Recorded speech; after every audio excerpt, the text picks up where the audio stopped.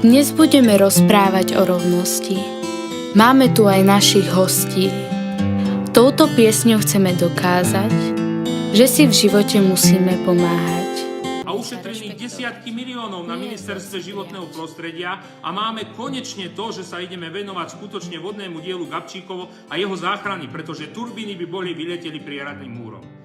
Viete, čo je to skutočne poctivá, tvrdá robota. Ráno stávame o 7 a chodíme spávať večer o 11, pretože tie rokovania sú takého charakteru a tak vyčerpávajúce, že si to málo kto dokáže jednoducho predstaviť.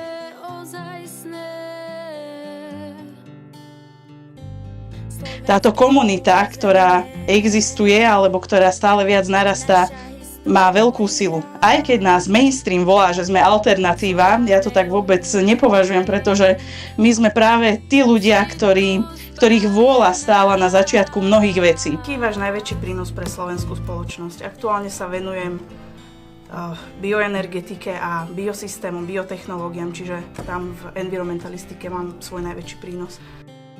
Naše sny bývajú v podstate rovnaké. Mám rázne riešenia rýchle a bez okolkov a ja nemusím nadávať, čiže ja by som to vyriešila veľmi jednoducho, s úsmevom na tvári, tak ako je, a všetkým do hodiny výpoveď, Kovačičovci, Makara a spolok, s tým, že prosto neosvedčili sa, pretože nepodávali objektívne informácie.